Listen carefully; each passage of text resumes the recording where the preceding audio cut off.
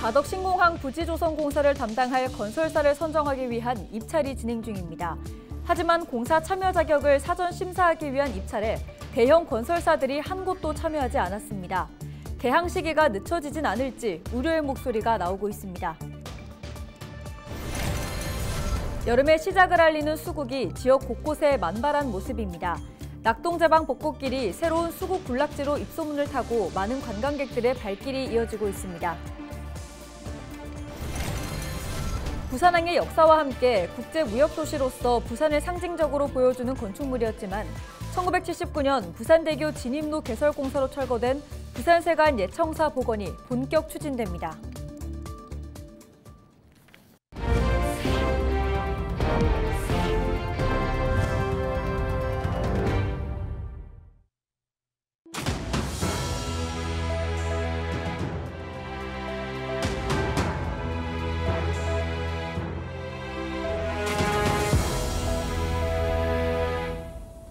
시청자 여러분 안녕하십니까? 헬로티비 부산 뉴스입니다.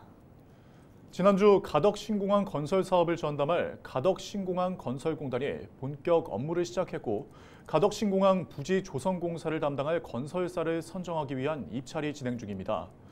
하지만 공사 참여 자격을 사전 심사하기 위한 입찰에 대형 건설사들이 한 곳도 참여하지 않았습니다. 국토부와 조달청은 이달 중 재입찰에 나서는데 가뜩이나 빠듯한 공사 일정에 가덕 신공항 건설 일정이 차질을 빚지 않을까 우려의 목소리도 나오고 있습니다. 차선영 기자가 보도합니다. 가덕도 신공항 부지 조성 공사에 대한 참가 자격 사전 적격 심사를 위한 입찰이 유찰됐습니다. 지난 5일 오후 6시 공사 참여 사전 신청서 접수를 마감했지만 한 곳도 서류를 내지 않은 겁니다. 공식적으로 신공항 부지 조성 공사에 참여 의사를 밝힌 대형 건설사가 없다는 의미입니다.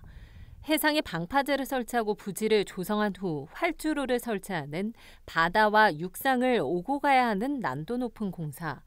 대형 건설사들이 공사 참여를 검토하고 있지만 두 개사까지만 공동 도급을 허용한다는 조건에 참여를 주저하고 있는 것으로 알려졌습니다.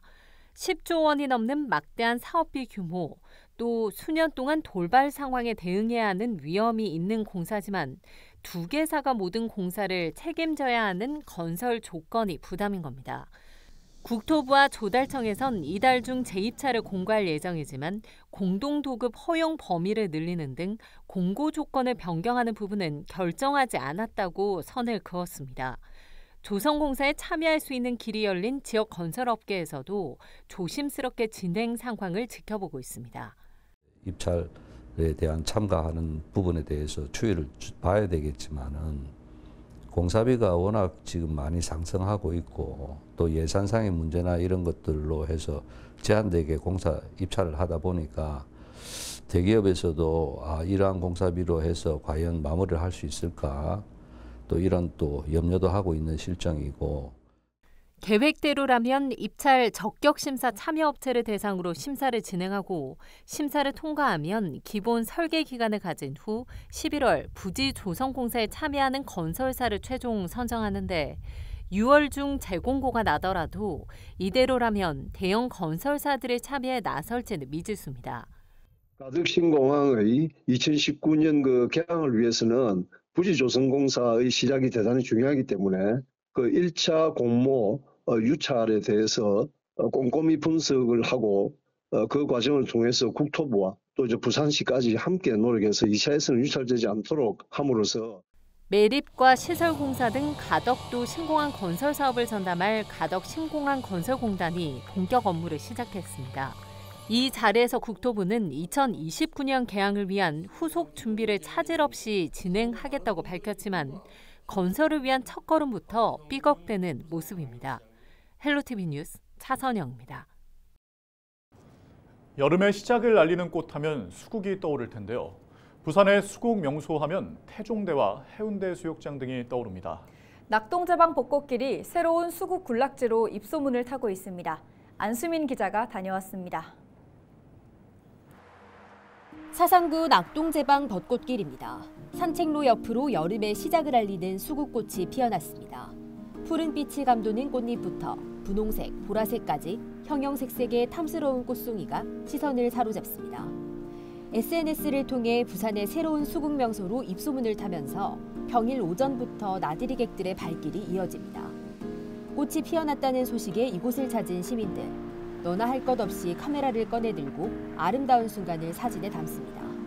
저 인스타 보고 왔어요. 인스타 보고 부산 근교에 수국이 피어있다 해서 원래 여기에 수국이 없었거든요. 그런데 많이 피었다고 해서 와봤는데 진짜 생각보다 많이 피어있어요. 이게 수국도 해치지 않고 길이 나와 있어서 되게 예쁘게 찍을 수 있을 것 같아요. 동네 이웃과 함께 산책을 나온 주민들도 수국꽃이 만들어낸 새로운 풍경이 반갑습니다. 내가 형님한테 형님 요 수국이 많다. 한번 구경하러 가자. 그래서 오게 됐습니다. 같이. 날씨가 워낙 쾌차하다 보니까 또 좋은 것 같아 보니까. 좋지. 뭐 여러 다른 사람들도 오고 많이 찍고 사니까는 구경도 하고 좋습니다. 수국은 7월 말까지 절정을 이룰 예정. 부산의 또 다른 수국 명소인 해운대 해수욕장 옆 송림공원 수국은 이제 막 개화를 시작해 다음 주가 지나야 풍성한 아름다움을 만끽할 수 있을 것으로 보입니다. 부산을 대표하는 수국 축제였던 영도 수국꽃 문화축제는 재정상의 이유로 올해도 취소됐습니다. 헬로티비 뉴스 안수민입니다. 부산항의 역사와 함께 국제무역도시로서 부산을 상징적으로 보여주는 건축물이었지만 1979년 부산대교 진입로 개설공사로 철거된 부산세관 예청사 복원이 추진됩니다. 부산시와 관세청은 7일 오전 부산세관 예청사 복원과 활용을 위한 업무 협약을 체결했습니다. 이번 협약으로 두 기관은 부산시 문화유산으로 지정됐던 부산세관 예청사의 역사적 가치를 회복하고 부산의 역사 문화관광 자원으로서의 가치를 극대화하는 데 공동 협력하기로 했습니다. 복원될 부산세관 예청사는 국비 159억 원을 투입해 2026년 12월 준공, 2027년 3월 개관할 예정으로 부산항의 역사와 관세청의 역할을 조명하는 전시관으로 활용될 예정입니다.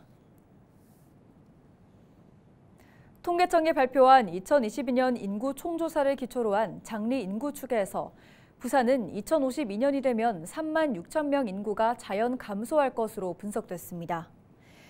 부산의 경우 2022년 1만 3천 명이던 자연 감소 인구가 30년 후엔 3배 가까이 늘어나는 것입니다. 자연 감소 인구는 출생아 수에서 사망자 수를 뺀 것으로 저출생 고령화가 주요 원인입니다. 한편 우리나라 인구는 약 100년 뒤인 2122년 중위 추계 기준으로 전국 인구가 1936만 명으로 2천만 명을 밑돌 것으로 예상됐습니다.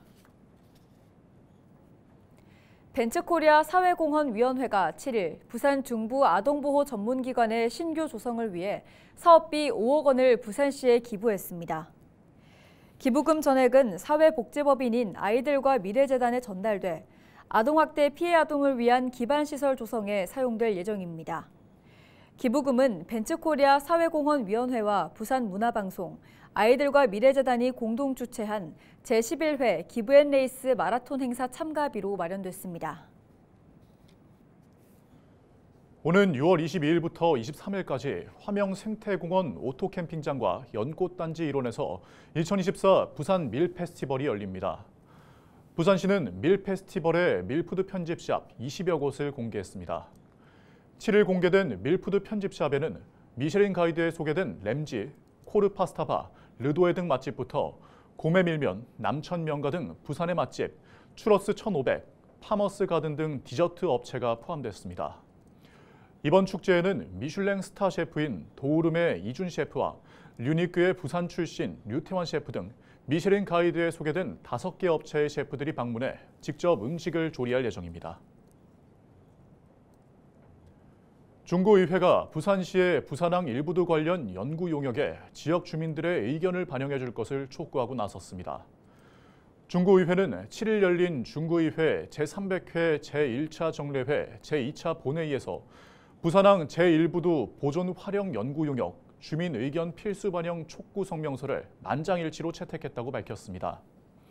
중구의회는 아무런 정책적 대안이 없는 부산항 일부도 세계문화유산 추진 사업에 철저히 반대한다는 입장을 밝히면서 부산시가 연구 용역 목표를 투명하게 공개하고 지역과 상생할 수 있는 활용 방안을 마련할 것을 촉구했습니다.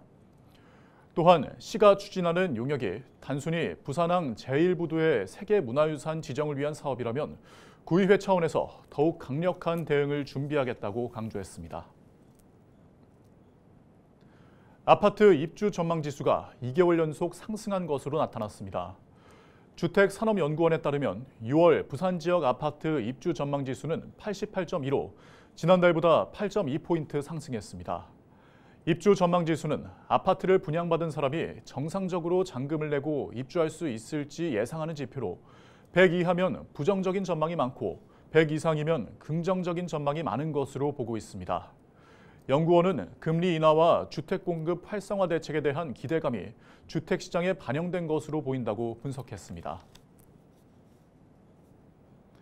부산시가 단체 수업이 가능한 21곳의 들락날락에서 소통 중심 놀이형 영어 교육인 들락날락 영어랑 놀자 단체 수업을 시범 운영합니다. 들락날락 영어랑 놀자 프로그램은 4세에서 7세 유아와 초등학교 저학년을 대상으로 원어민과 놀이를 통해 영어를 접하며 영어에 대한 친밀도를 높이기 위한 소통 중심 놀이형 어린이 영어 교육입니다. 부산시는 58곳의 어린이집과 유치원의 신청을 받아 7월부터 16주 과정으로 프로그램을 무료로 운영할 계획입니다.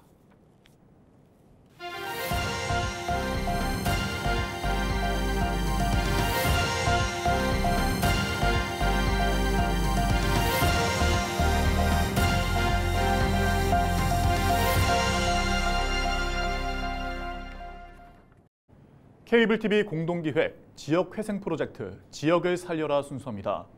지역 소멸 문제와 함께 지역을 살리기 위해 필요한 제도까지 살펴보고 있는데요. 오늘은 고시촌으로 알려진 서울 신림동으로 가봅니다. HCN 김민욱 기자입니다. 과거 서울의 대표 고시촌으로 불리던 관악구 신림동은 이 청년들의 꿈이 흘러든 지역이었습니다. 하지만 사법고시 폐지 이후 급격히 쇠락하면서 침체 위기에 놓였습니다. 한자리에 모여 생일초를 밝힌 주민들. 고시촌에서 같은 달 생일을 맞은 이들을 축하하기 위해 열린 합동 생일잔치입니다. 청년 고시생들의 임시 거처였던 관악구 신림동 고시원에는 이제 1인 중장년 가구가 자리를 채우고 있습니다. 거주자의 90%가 남성인데 40대 이상 중장년이 70% 이상을 차지합니다. 이웃을 만들어서 그분들과 함께 지내자. 그래서 오늘 생일 파티 같은 것도 뭐 생일자 맞는 분들이야 뭐 한 5분 되지만 뭐 많은 분들이 와서 서로 축하해주고. 한때 고시생만 4만여 명으로 추산됐던 신림 고시촌. 대학동으로 불릴 만큼 인근 서울대 학생을 비롯한 청년들이 유동인구의 대부분을 차지했습니다. 하지만 2017년 사법고시 폐지 이후 현실이 된 고시생의 이탈은 공실 증가와 함께 가계 폐업 등 지역 경제에 직접적인 영향을 끼쳤습니다. 쇠락의 길로 접어들던 고시촌, 최근 변화의 바람을 맞고 있습니다. 낙성 벤처밸리와 신림 창업밸리를 양축으로 하는 관악 S밸리. 민간 기업의 자발적인 유입을 유도해 창업 공간을 늘리는 동시에 벤처기업 간 협업을 돕습니다. 벤처 창업 지원 시설은 현재 모두 16곳, 다양한 육성 프로그램과 저렴한 임대료 등 혜택을 내세우며 기업 유치에 나섭니다. 사무실 공간 얻기가 참 어렵고 비용도 많이 드는데 그걸 안정적으로 일단 해주시는 게 너무 좋고요. 뭐 회계라든가 법률이라든가 그런 것들을 이제 다 도와주시니까. 지난 2022년엔 S밸리가 벤처기업 육성 촉진지구로 지정되면서 재산세와 취득세 감면, 기반시설 확충도 가능해졌습니다. 신림동은 스타트업뿐만 아니라 지역 청년들의 새로운 보금자리로 떠오르고 있습니다. 서울권으로 나갈 때 교통이 의외로 너무 편하더라고요. 환경에 대해서는 너무 만족하고 있는 것 같습니다. 직원들도 입주 공간에 대해서 너무 많이 만족하고 있는 것 같아요. S밸리의 성공, 결국 지속 가능성이 관건입니다. 다양한 벤처 육성 기관을 통한 투자 연계와 연구자금 지원으로 안정적인 벤처 생태계를 구축해 지역 상생을 극대화하는 일이 과제로 남았습니다. 관악구의 벤처 펀드들이 들어와가지고 일상적으로 벤처 기업들하고 소통할 수 있는 이런 구조를 짜주는 게 지금은 관악 벤처밸리를 한 단계 더 업그레이드하는. 용나는 개천으로 불리며 청년들의 꿈을 품었던 신림 고시촌. 이제 2030 창업 인재들이 글로벌 기업을 꿈꾸는 기회의 도시로 바뀌어가고 있습니다. HCN 뉴스 김민욱입니다. 이상으로 뉴스를 마칩니다. 함께해 주신 여러분 고맙습니다.